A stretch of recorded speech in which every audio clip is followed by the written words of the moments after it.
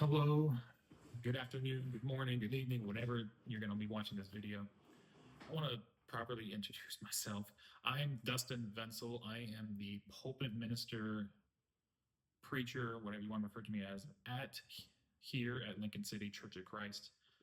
So, those who are subscribers, those who maybe are watching this video, maybe you've seen in our channel that we like to live stream our services, and you're probably wondering what's happened to the previous sermon after we live streamed the past couple of weeks.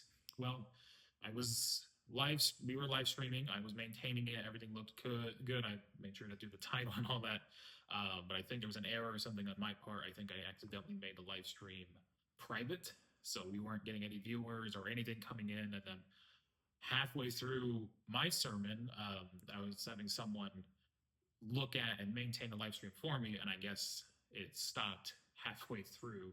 And then when I went to go look over it again, the live stream, only partial of the service ended up getting uploaded. Like I think the cutoff was like right after we were done doing the Lord's communion. So I decided to take that down, and I'm just gonna re-record my sermon for you all, those who missed it because you were out of town, or obviously you watch us from a distance, you tune into our live stream.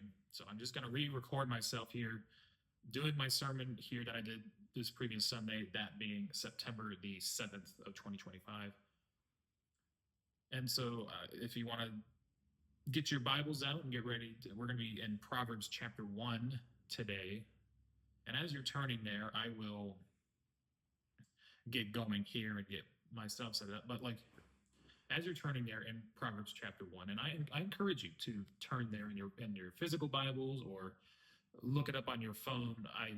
I think it's always good to have it where you are following along with me, especially since I'm not going to have this video edited anyway. I'm just recording myself, and I'm just going to upload it here to YouTube so that you guys have access to this, so that you can see my sermon and you can come back to it at any time. But years back when I was here in the state of Oregon, I was part of part of a men's study group. I went to college for 1 year, and then I dropped out of college because I knew that it was not the right thing for me to do. It was something I realized that this did not fit me. I didn't know what I wanted to do with my life. I didn't know what I wanted to do as a career.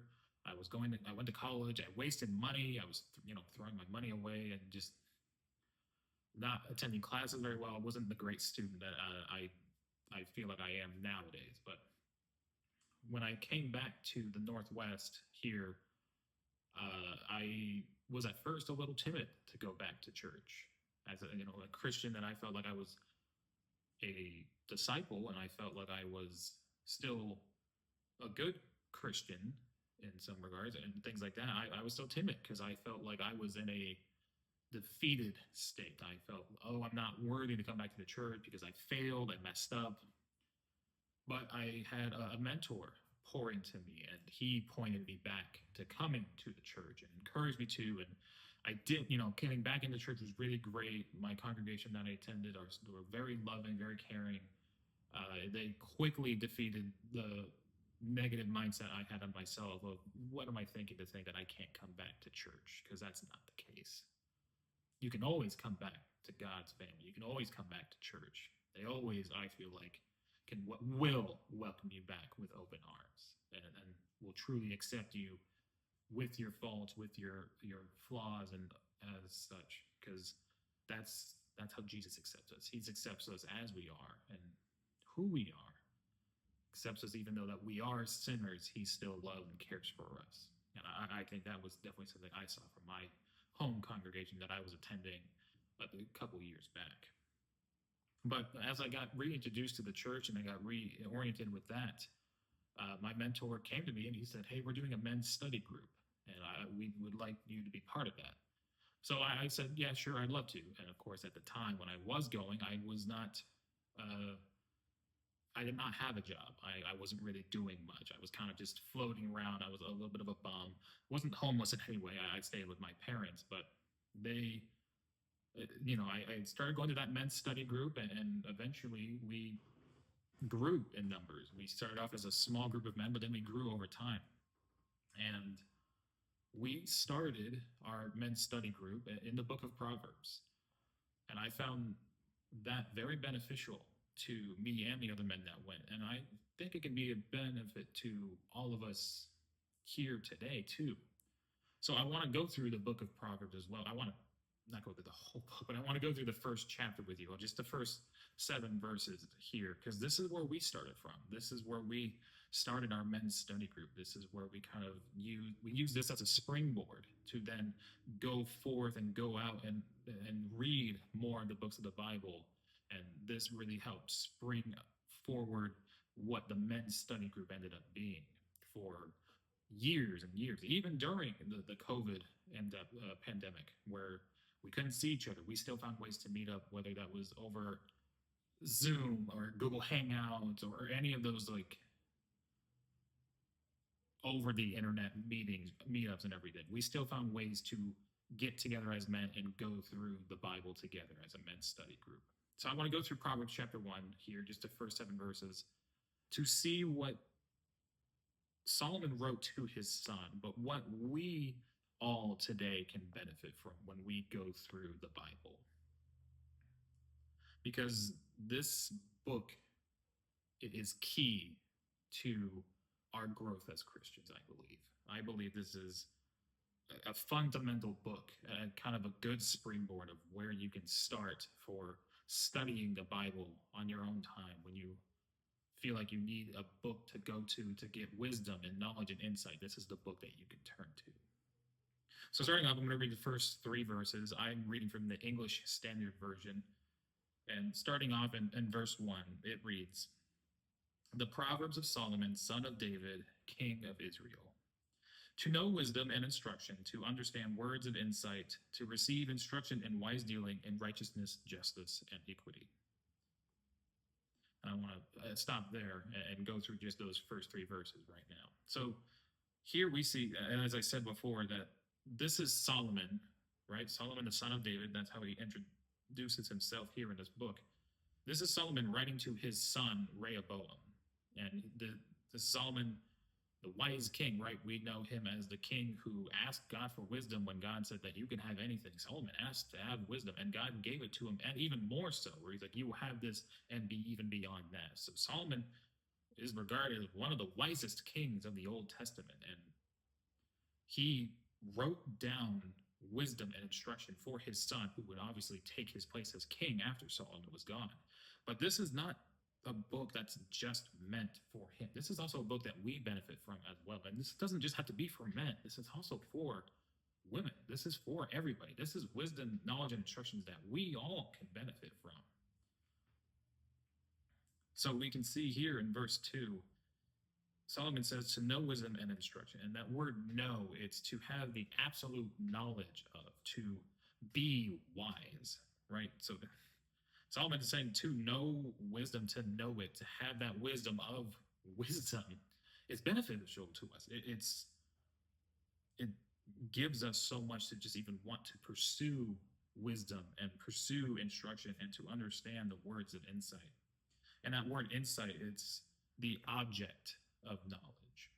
So really here in verse 2, after Solomon has introduced himself, saying, these are my proverbs, he's saying that, man, to know wisdom, to have that be what you are seeking after, the object of, like, I want to pursue knowledge, wisdom, and instruction. It's beneficial, and it's great for us.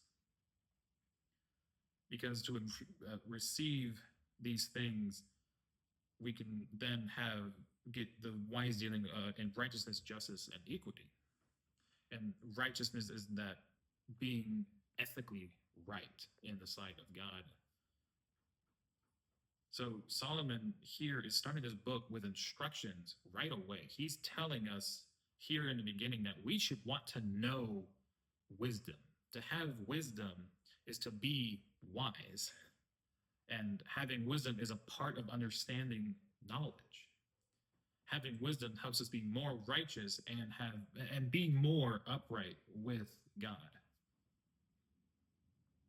So continuing with what I was saying in my intro there just a couple minutes ago, talking about the men's study and everything, we started here in Proverbs. we started here in Proverbs because we recognized that we were young men who needed to mature and grow up and be men of God.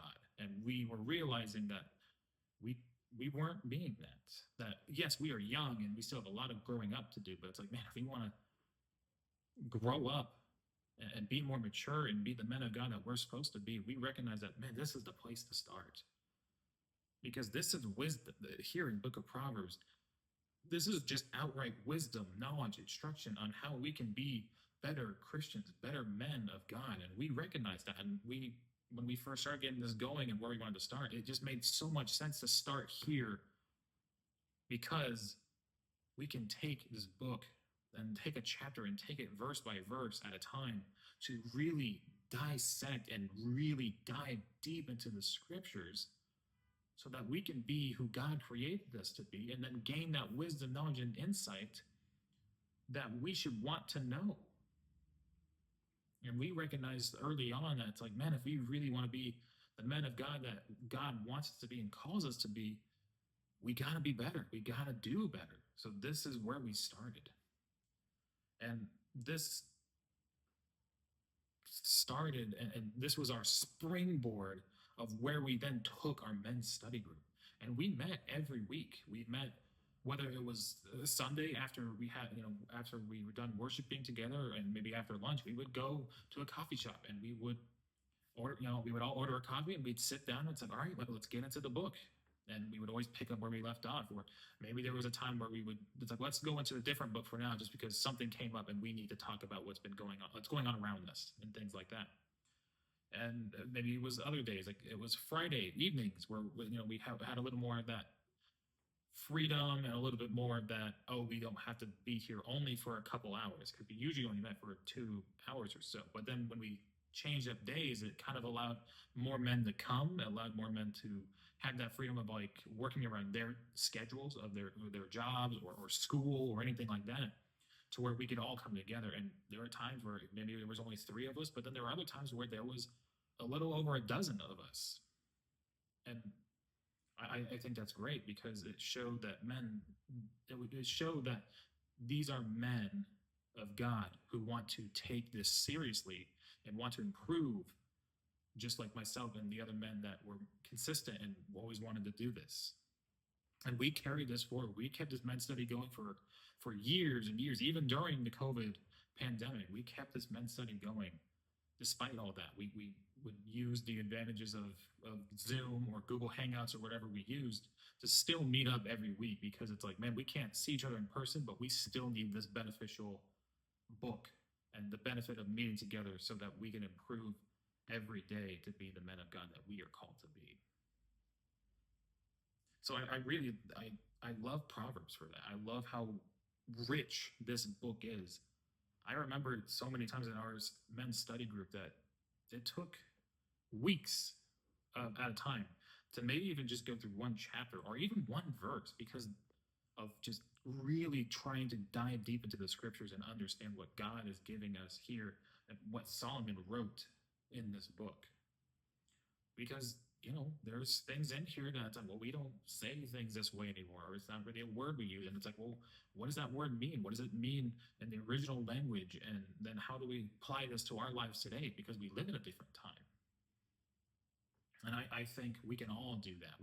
I still find myself going back to the Proverbs because of just how rich, full of knowledge and wisdom this book has. And it helps me improve as a minister and as a preacher. And it helps me be the minister that this church here needs, and it helps me be the minister that I know that God wants me to be. So I encourage you all who are tuning in to also go through the book of Proverbs, to start here. Let this be a springboard. Start with the book of Proverbs. Go through it, underline, highlight, look into the original, the text of like, what is a certain word mean? Like, look into the Hebrew, the Arabic, and right, like really break these verses down and break them apart and really try to understand what Solomon is giving us here in this book, because the wisdom and knowledge that he gives us will help us all be the men and women that God wants us to be. And I want to continue going, starting off because the first 7 verses where I wanted to start here. So looking at verses 4 and 5 next. Solomon continues this way: to give prudence to the simple, knowledge and discretion to the youth. Let the wise hear and increase in learning, and the one who understands obtains guidance. So that word there, prudence, it's not really a word I use many in today's language, and I don't know many people. I don't know many people who use this word as well. But the word prudence here, it's to have that good sense, to have a good sense, like having your head on straight, having that knowledge of maybe you're out hanging out with your friends. And I can remember back in high school having those days of, oh, we would go off and be silly, like right, go have fun. And we need to have our head on our shoulders sometimes because we're gonna do something stupid in the end. Like I remember we were out in the woods or the forest, part of a field trip, I think, and we were, being silly, being stupid, jumping off rocks and all that. And of course, sometimes with us being guys, or us being dumb back then, it's like, oh, I bet you $5 that you won't jump across jump off this little cliff or jump across this ledge, things like that. So I remember doing that quite a bit when I was younger. And yeah, there are times I did it, and yeah, that's like, all right, give me, I got the $5 out of it. But like sometimes I think back to those times, like, man, it's a good thing I didn't always agree to do those things, because I had a good head on my shoulders, a good sense of knowing, is this right or is this wrong? And then I was able to then determine what I needed to do to keep myself safe and maybe keep other people safe as well. And then we look and we see that word knowledge. And the word knowledge, the way it's used here, it's to have discernment, understanding, and wisdom. So Solomon is saying to give good sense to the simple, and then to give them that discernment, understanding, and wisdom and discretion to the youth. And that word there, discretion, the way that Solomon is using it here, it's the power of devising. It's planning. It's really thinking through things carefully. It's not rushing a decision, as we sometimes are prone to do as humans. We like to not wait or not thinking through. Sometimes we just go, right? We just go, go, go. We're not really paying attention sometimes, or we just think like, oh, I need to do something about this now and not wait till later. And sometimes that can lead to either good things happening, or other times it leads to bad things happening. So again, that's why it's like, man, we got to have a good head on our shoulders. We need to really make sure that we're thinking things through carefully, not rushing decisions, and making sure that we are really making sure that we are doing what God wants us to do and not what we think we would want to do, right? We want to do God's will. We don't want to always do our will, because when we try to do our will, chances are we're going to get hurt in some way, or we do things without God, and then it comes back up to bite us, where we realize, oh, why didn't I turn to God sooner? Because I always want to do His will, not always my will, because God knows what's best for me. He knows what's best for all of us.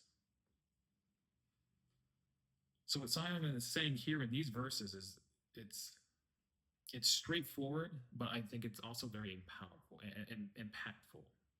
Because what he's saying here in these proverbs is that he wrote the book to serve men and women to improve as people, to be people and be men and women who are full of wisdom, knowledge, and insight and discernment, so that we can learn how to be wiser, to have more wisdom.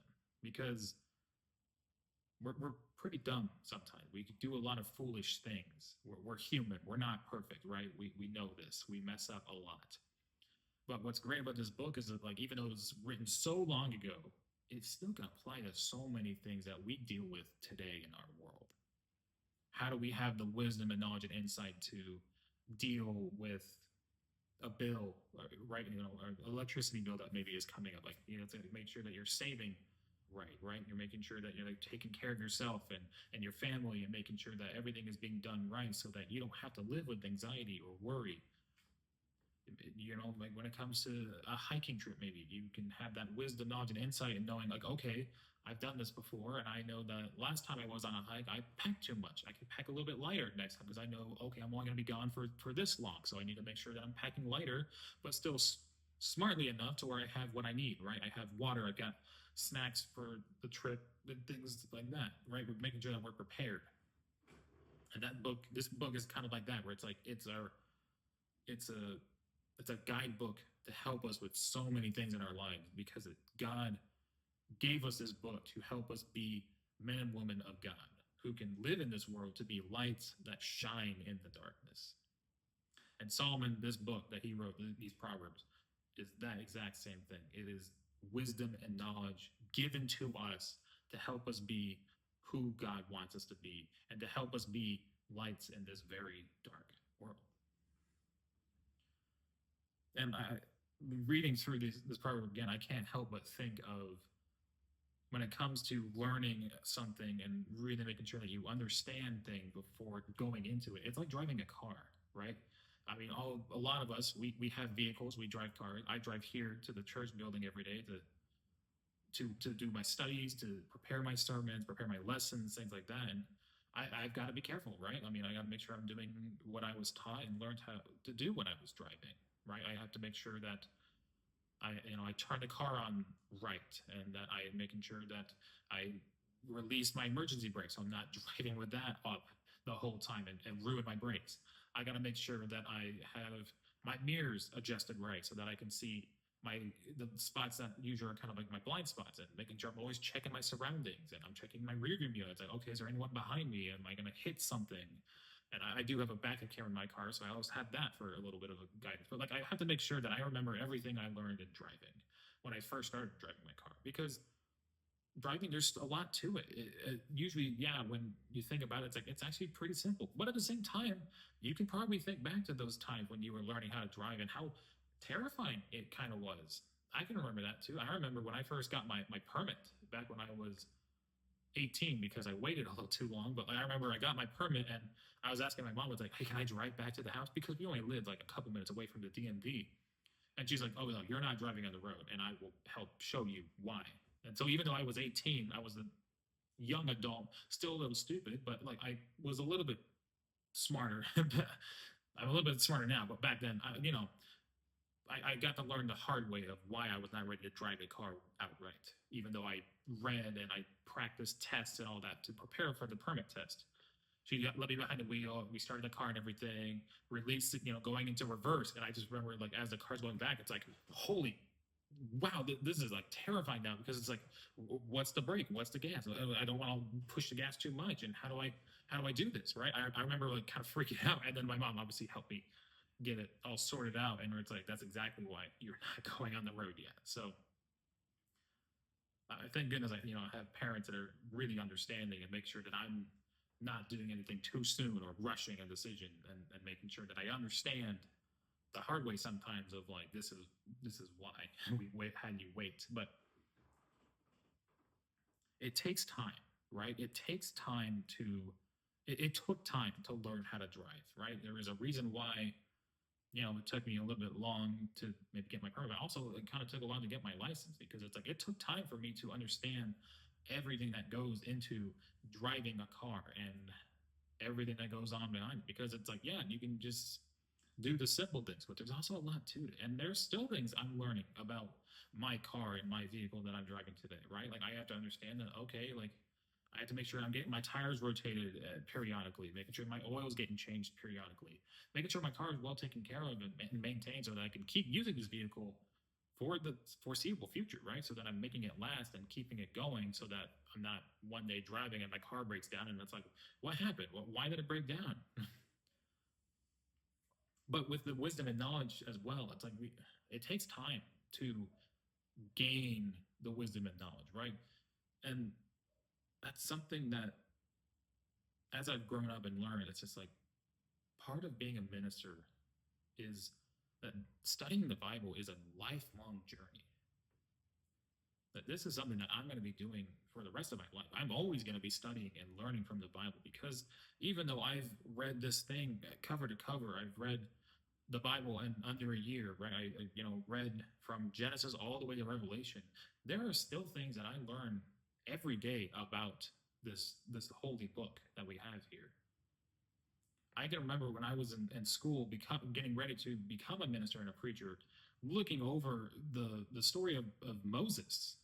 Moses, who was brought up out of the Nile River and was brought into the house of Pharaoh and was raised there and things like that. I can go back and look over that story and see, like, oh, that's new. I didn't realize, like, oh, why Pharaoh acted the way he did. Why did his heart close to like wanting to release the Israelite, and looking over those details again and seeing like, oh, actually, like there was a time that we can see in when Moses is trying to appeal to Pharaoh and things like that. It's like actually there's a time that like, oh, God actually is like the one that hardened his heart, and what does that mean? And looking into those details, there's something new to discover every time I go to the Old Testament and look at Genesis and the time that the Israelites are in the land, right, in the wandering in the wilderness for those years. I can go and look over the four Gospels again. I can look over Matthew, Mark, Luke, and John and see that like, oh, there's more to what Jesus was saying when he was on the Sermon on the Mount. Like I can look over those words again that he spoke and see like, oh, actually, I didn't realize that before. I must have missed it. Then I can go back and learn, and I can see something new again. And actually, it kind of makes it exciting at the same time because like this book is something that I can always go to for everything. When I need advice on how to handle certain situations, I have elders here with me, but at the same time, I can also go to the Bible and see like what can I see in the letters of Paul or what Jesus said that can help me apply to what maybe I'm dealing with. And that's what I love about the Bible. It is a book so rich, full of knowledge, wisdom, and insight that I can always go to for everything, no matter what I'm going through. And I can't help but thank God for who He is and for giving us this book that we can go to learn more about Jesus, to learn more about the Holy Spirit, and to learn what it means to be a follower of Christ. But I want to finish up here. I've probably been rambling a little too long here, but looking at verses 6 and 7 to help close us out here. To understand a proverb and a saying, the words of the wise and their riddles, the fear of the Lord is the beginning of knowledge. Fools despise wisdom and instruction. So here we even see that Solomon says the word proverb here in the book, and we know what proverbs are. It's those like life sayings, those things that you heard maybe where it's these short little like wisdom snippets of like, you should do this because it's going to benefit you, right? The one I used here on this last Sunday, I don't think it's exactly a proverb, but it's that simple thing of look both ways before you cross the street. Why? Well, it's so that you're making sure that you're crossing the street when it's safe and they're not walking right out into traffic and you possibly get hit by a car. Or another one that kind of came to mind a little while ago, like I think it was yesterday, where it was like, oh yeah, like another man's trash is another's treasure, right? Like those, it's an old saying, but we know as like, oh, sometimes someone's going to throw something away, but it's like, hey, actually, I could use that. That'll benefit me. I'll find use for that, and I want to use that thing, right? It's that even though you no longer have a use for something, someone else might instead. But right, we have those proverbs today, those things of like of wisdom, those snippets of wisdom of just like this will help benefit you in a lot of ways. And this is again, this is sort of what this book is about. It's just one of his sayings that Solomon has for his son and for us, that it's like this will help benefit you for the rest of your life, not just for one instance. You can always come back and look at this again and again and again whenever you need to. And then looking at verse 7, right? The fear of the Lord. And this is something I know that we can maybe misinterpret sometimes, because it's like fear of the Lord, where it's like, well, afraid of the Lord. That's what Solomon is saying. It's like, no, not at all. You have to look at it differently. What Solomon is saying here is that the fear of the Lord is the beginning, it's reverence. When you have the fear of the Lord, you recognize that God is above you. He is beyond you. He's up in heaven. You're down here on earth, and you respect him for that. You understand that he is beyond us. He is beyond you. So that fear of the Lord, it's you recognizing that God is above me. He is all powerful. He is mighty. He is God. I am just a merely human, and I respect him. I understand that he is king. So that fear of the Lord is then the beginning of knowledge. So when you understand that God is above you, that God is king, he is mighty, he is the beginning and the end, he is the creator. When you understand that, when you respect him for that, it is then the beginning of knowledge. And it's that knowledge of kingdom knowledge, the knowledge that comes from God and his kingdom, the knowledge of knowing that this will help me get to be more and more like Jesus every day, because that's our goal as Christians. Our goal is always to be more and more like Jesus every day, because the more we be like Jesus, the more we are demonstrating who he is to other people. The more we be like Jesus, the more we are being Christ alike, being like the apostles who followed Jesus for all those years and then went out after Jesus left to then go and preach the gospel.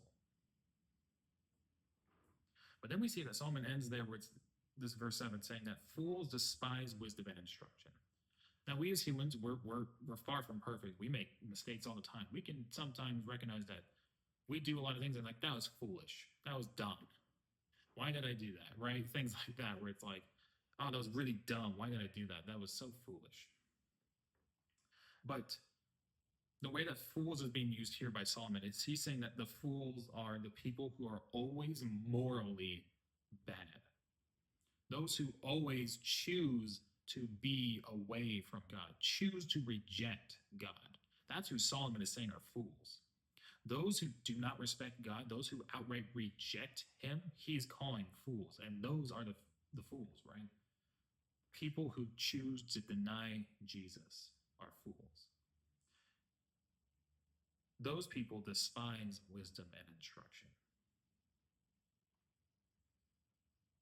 And the way that Solomon is using that word there, despise, it's to hold in contempt, hold as insignificant. So people who are outside of Christ, those who are always morally bad, those who choose to do bad things, do evil, they despise wisdom and instruction. You try to maybe help people and you try to give them instruction of like, maybe you shouldn't have done that before. Like here, like, let me help you. It's those kind of people who are, it's like, I don't want your help. Leave me alone. I'll do it on my own, right? Those who are like, nope, I'm going to do everything on my own. It's those kind of people that will despise this book and those kind of people that despise the Bible. The kind of people who look at the book, the Bible, and like toss it aside and say that, no, I am above this. Those are the fools. Those are the people that are despise wisdom and instruction. But we as Christians, we know better. Because again, when we recognize that God is king, that he's above us, and we recognize him for who he is, it is then that we begin to get the knowledge of being more like Jesus every day and get closer and closer to being with God for all eternity. So as we close out here today, I want to really emphasize this. Pursue wisdom. Pursue kingdom knowledge. Always go to the Bible when you need help. The Bible is full of rich knowledge, wisdom, and insight that we can always use in our lives, can always go to. Pursue wisdom. Pursue wisdom so you can be more like Jesus. You can be one day with God when the time comes. And our ultimate goal is to be with God for all eternity, right? As Christians, that's what we want. We want to be with God one day, so we're going to do what it takes to get there. So I want to challenge you this week, as I challenge the congregation here. I want to challenge you all as you look, maybe you look at this video and maybe you skipped here to the end, that's fine too. But I want to challenge you with this.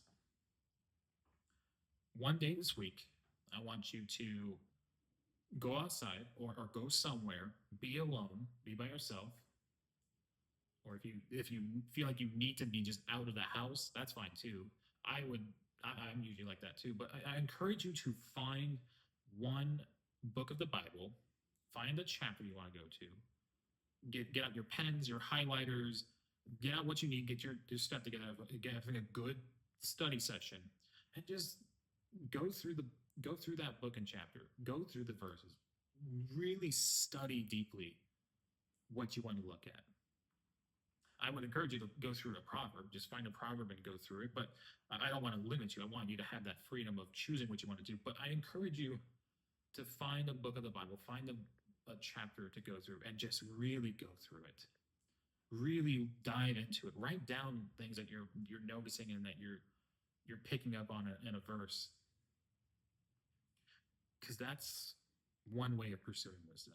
It's one practical thing that we can do as we improve and try to be more like Jesus every day. Because God gives us wisdom. Jesus gives us wisdom. And in order to get that wisdom, we need to go to his word, to the holy book that we have today to help us be Christians, be followers and disciples of God. So as we close out here today, I hope you're encouraged. I hope you take the task to heart. I'm working on it this week as well as the other members of the congregation. But I encourage you all to do it as well. And hopefully we'll have the live stream better worked out next time. We're always looking to improve as well. And I hope to hopefully maybe see you all here in person. But if not, I hope that you tune into our live stream. We always love to see people coming to see Lincoln City Church of Christ, whether in person or seeing something on our Facebook page or on our YouTube that I think would be encouragement to them. So I love you all. I hope that you all have a good day and a good week. And may God bless you as you go out this week.